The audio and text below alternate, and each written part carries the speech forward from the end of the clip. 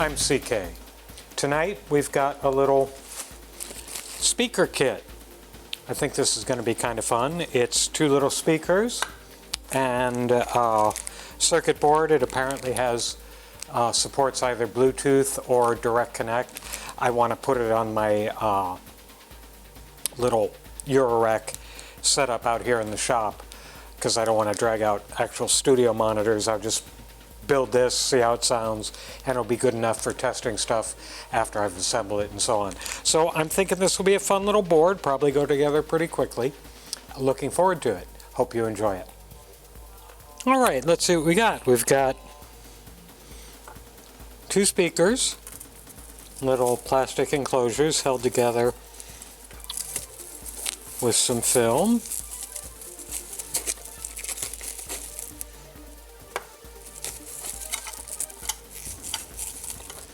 And they obviously come apart.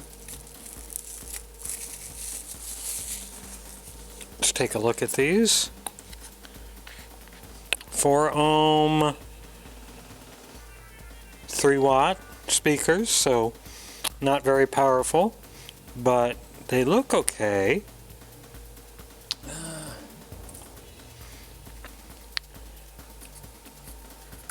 There's a lot of iron filings around here, so it wasn't cut in a very clean way, in a clean environment, I mean. Also, there is certainly texture on the back. They must have had a large cylinder and cut it to get each coil. Let me see how attractive it is. Yeah, they're moderately strong. They're not hugely strong. They're not like pro speakers, but they'll be fine, I'm sure. I'm going to take the plastic off both of them first.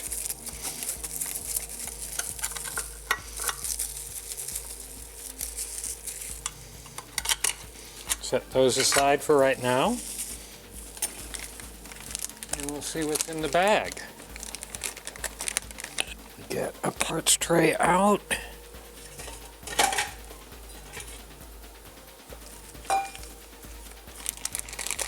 First, we'll pull out the instructions and their actual physical instructions. Installation tutorial of small speaker box. Parts list in both Chinese and English, which is great. A nice little how to solder tutorial on the bottom in Chinese and English also. 2 little circuit boards, and then it goes through all the parts, the power amplifiers, the resistors. This is a nice little sheet. I like this quite a bit because besides having the printed parts list, it's got pictures, and you know how I love pictures for this kind of stuff. And very clear. PCB, power amps, resistors, the LED drivers, LEDs, capacitors, potentiometer, screws, nylon pillars or spacers, wire, cable ties, and all the cables. This is really nice. And then if you can see here at the bottom, it's got a full layout of how it's supposed to look when you're done. This is the way a beginner kit should look. And this is all on one sheet. They didn't have to do a complete manual. They didn't have to go out of their way, but this is confidence inspiring for somebody who's building this kit. If they're putting something together and they say, I'm not quite sure what's going on, got a nice picture here. If they say, I'm not sure, capacitors, are you sure? Oh, this is what the capacitors look like. This is really good. I like it quite a bit. And on the back, on the back, we've got a full schematic, which is really fun. And then there's a QR code for detailed diagram instructions, and we'll take a look at that in a second. And again, a nice schematic with everything you'd want to know about the installation. and then more photos of how it all goes together and how you can test things along the way to be confidence inspiring. I'm sorry, I'm gushing about this because I so rarely see this, and these folks, Gikfun, Gikfun, they seem to have knocked it out of the park on this, a simple one sheet that covers everything you're going to want to know to build this kit confidently. Now, I'm very happy about that. So let's see what else comes along with it. There's our spacers and screws. More cables than you can know what to do with. So it's going to be USB powered and input with a 3.5 millimeter jack.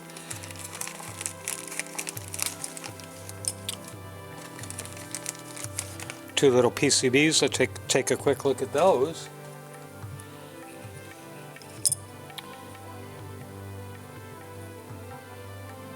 They're labeled really fine, correctly.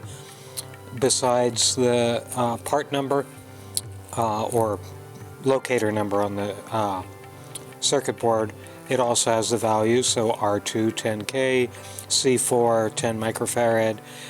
That's very nice. And the company name and URL on the back, which is good. I'm not quite sure this is the highest quality PCB though. There are, the solder pads they're not smooth. They've got a little pitting, or the plating is not perfect. Also, the traces are substantially raised. You can really feel them on the board. That's not obviously a deal breaker, but it's just interesting. So we've got two of those and they're the same.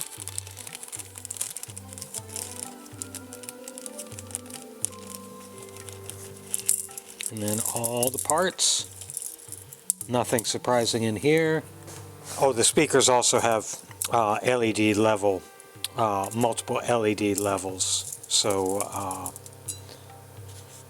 you've got 4 blue LEDs and 1 red LED to show the volume level that the speaker is getting, and that's what the LED driver there is for, and pins are bent on that. The other one, pins are reasonably in good shape. And the main magic is in, okay. I would have said enthusiastically this is a beginner kit. However, the audio amplifier itself is a surface mount part. So it will be a challenge for a younger person or a less experienced person to do surface mount. However, if you as a parent, teacher, or otherwise mentor or guide can work with them on this, I think it'd be worthwhile. As you can see, it's just a 6-pin. Actually, I don't count so well. It's an 8-pin part, and there's plenty of space around it. And on the circuit board, they've made the solder pads very large, so you can probably do this while making beginner mistakes and still be successful. So I'm not going to knock them for that. And again, if using the surface mount power amplifier saves quite a bit of space. So I'm going to go ahead and get set up to actually build this. As you can see, there are two boards. They're both the same. And I'm only going to record assembly of one of them because we don't need to see me do the same thing again. So I'm going to recycle the cameras and we'll get set up to do this. So I used my iPad to go to the, use the QR code to go to the URL for this, and it's just getting better and better. First, there's a video where you can watch the assembly and how this all works. More importantly, here's the schematic in color, so you can do a little bit more tracing of the board. Instructions in Chinese and simple instructions in English. More importantly, a nice, again, layout of the board. And here's the step-by-step. And I was talking about the surface mount. Well, here they say, okay, start here on this pad, put a little solder on this pad, slide the part over, solder it down, then do the other legs. I mean, this is really great. Here's all the resistors, and here's where they go. Oops. All well diagrammed, the potentiometer that's going to adjust the LED volume sensitivity. This is just really, really nice. Again, I'm going to look and see what other kinds of kits they have, because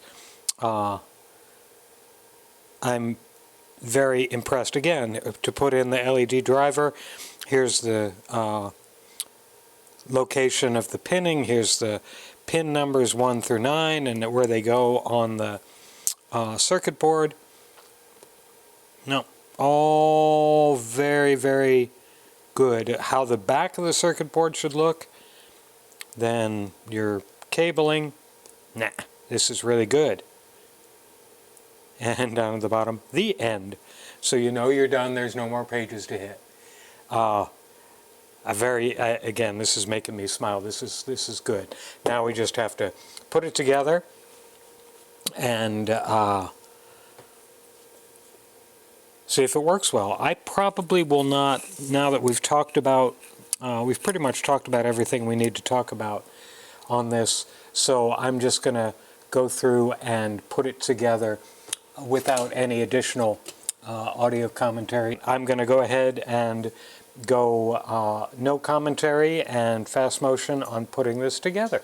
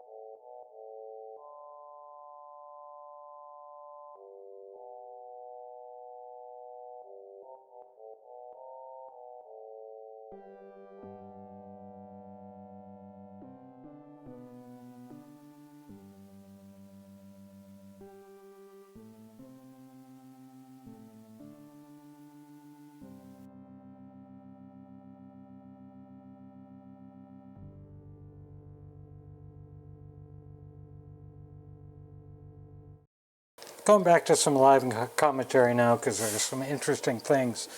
First, with a kit like this, at least for me, the hardest thing is stripping the wire. As you can see, I use both X-Acto knife blade and a actual razor blade.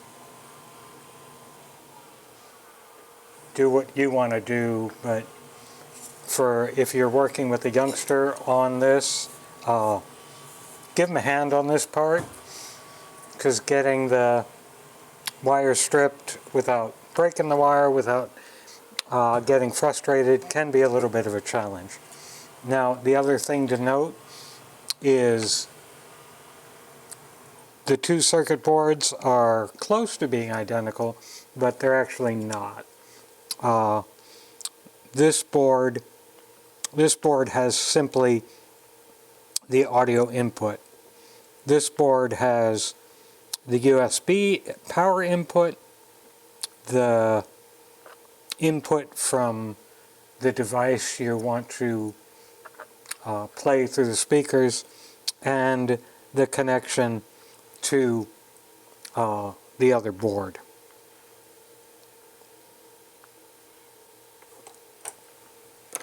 So we'll solder them together, and I will go silent again for this.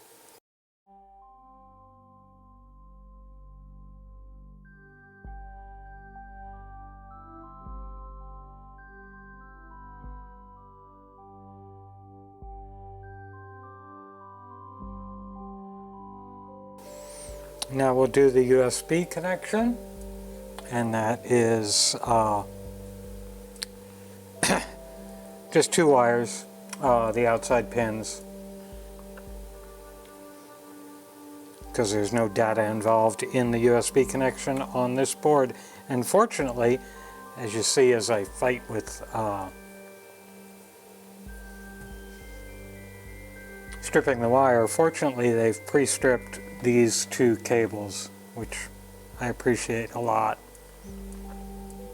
The other thing I want somebody to invent is a little tool to spin the strands of a multi-strand piece of wire prior to soldering them, because I struggle with that for my whole life.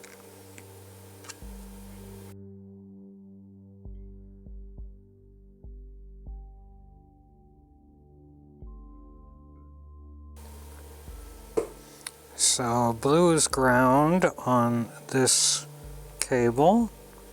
Now, which ones? It doesn't really matter, because I can set it up any way I want, but I want to try and get it right.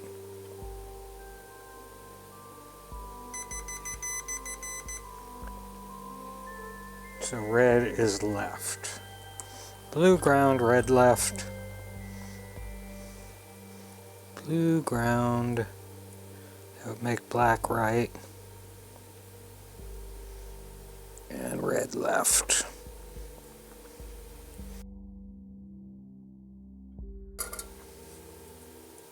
And I always use a meter to check the colors against the way the jacks work, because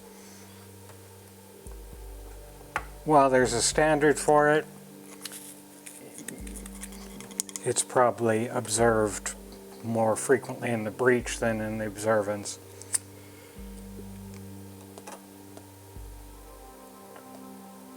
Huh, that's interesting. So the instructions stop right there, which is not actually great, because it doesn't show the final mechanical assembly. So I gave them real high marks for their instructions, I'm going to have to take 10 points back off because they don't finish the job, because we still have to assemble the speakers. Now, the paper instructions do have the final assembly, and which is nice, but I would like it if the online ones did too.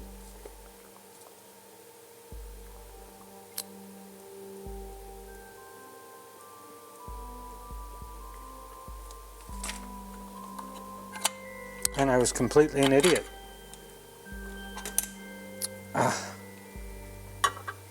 Okay, and again, I'm going to take 25 big points off right here because the cables have to go through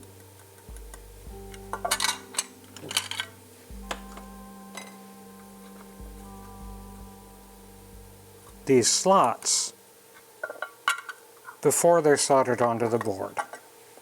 So now I've got to desolder this and do it again, which is really kind of irritating, because I wasn't looking at both sets of instructions, I was looking at just one.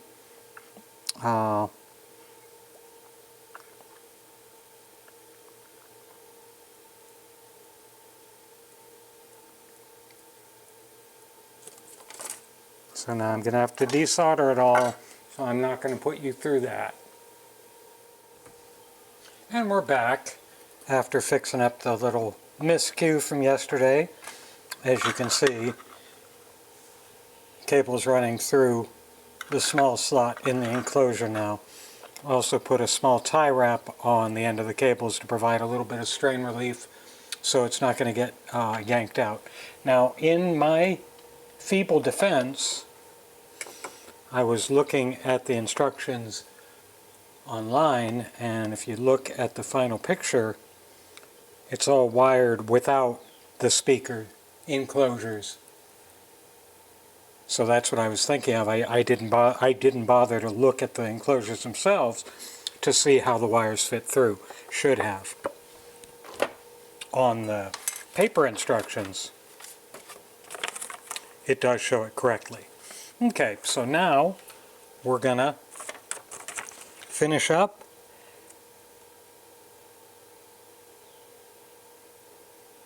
by installing the little boards inside the enclosures. Now, one thing, if you take a look at the parts tray here, I've got a couple of extra parts. It looks like they gave me one extra resistor for each value and a couple of extra blue LEDs, no extra red LED, and no extra capacitors.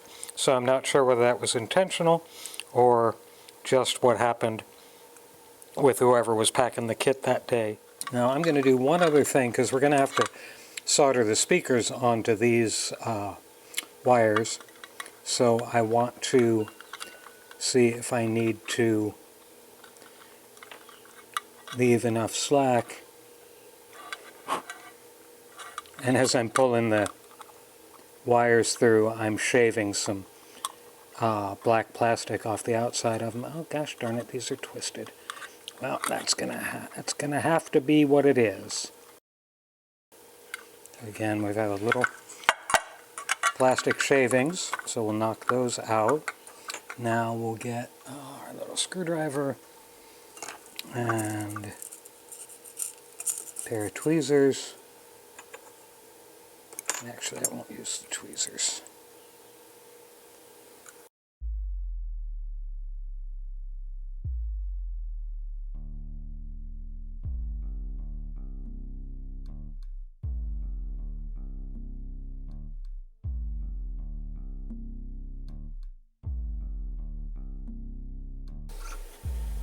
This speaker grill, put these little things on the outside of it. I don't know why, but we are. And we mount the speaker to it.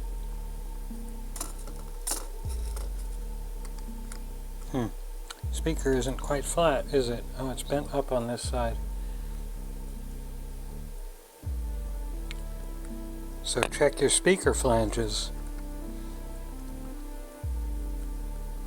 Now, that's not going to do anything.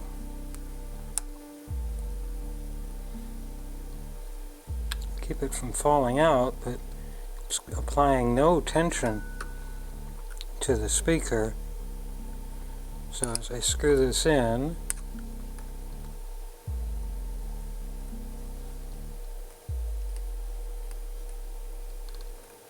get it in tight, I mean, there's going to be a gap. Oh, I see. That's interesting. There are little tabs on two of the posts and no tabs on the other posts. And the tabs are what's going to keep it with good pressure. That's weird. So here you've got a tab, a tab. Here you've got a tab, and that keeps the speaker mounted securely. These two don't have tabs. I don't know why. Seems like it would have been easy enough to just create the mold with tabs on all the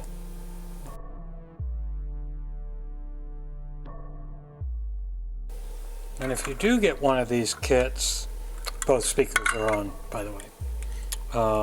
They're not really secure, but at 3 watts, I don't think they're going to be rattling around too much. If you do get one of these kits, one thing I do want to mention is don't torque the mounting screws too tight. I was tightening this one and the screw head just broke off. So the screws are very cheap metal, but again, you shouldn't need a lot of torque on these. Next step is to solder speaker wires on.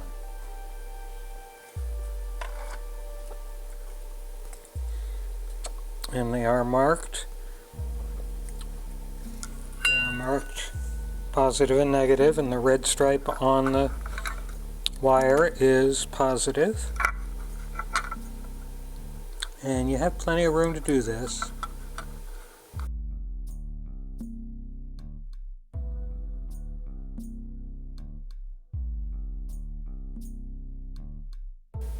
Hey, soldering iron off, because that's all the soldering we're going to be doing. So now, final fitment. I'm putting the mounting screws in, and this time I'm going to be careful not to over tighten them and snap a screw head off. I haven't done any videos on tools for your workbench, but I will. And one thing you definitely need is one of these multi-head ratcheting screwdriver sets. I've got a set for my Fix-It, and I've got this one Husky one. The Husky one just happened to be closer to me.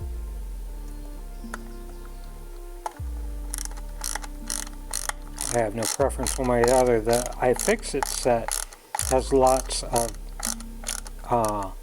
odd electronic and manufacturer specific heads, and very, very handy to have.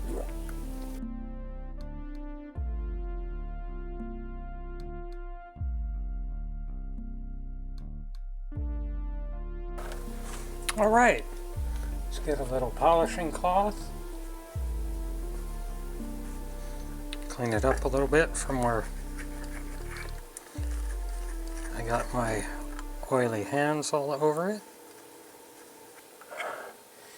And there we go. Oop. And there we go. They're kind of attractive. They're not bad looking, and everybody can see your handiwork. Okay, I've got my overhead light turned off as we're going to plug this in and test it. We're going to be testing it with my trusty iPod. And we'll see how she goes. Make sure the volume's all the way down. Or I'll have the volume kind of low. Plug it in, nothing particular happens yet. Now we'll turn on the play.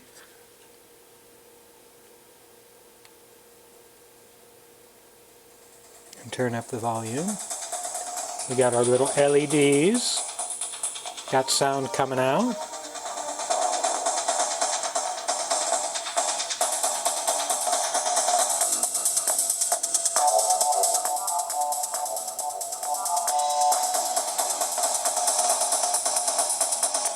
Seems to be working.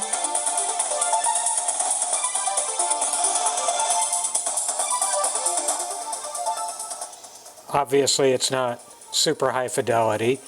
They're just handy little speakers to have around the shop to throw on whatever you need to do.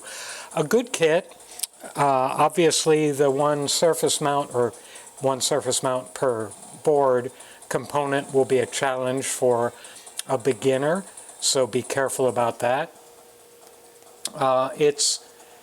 You can find these on Amazon from $16 to $18. That might be, you might consider that a little much, I don't know. One thing that's interesting is the company that sells this sells, if you want to buy the pair of speakers alone, they're $10, which seems to be a bit pricey for 4-ohm 3-watt speakers. However, in the end,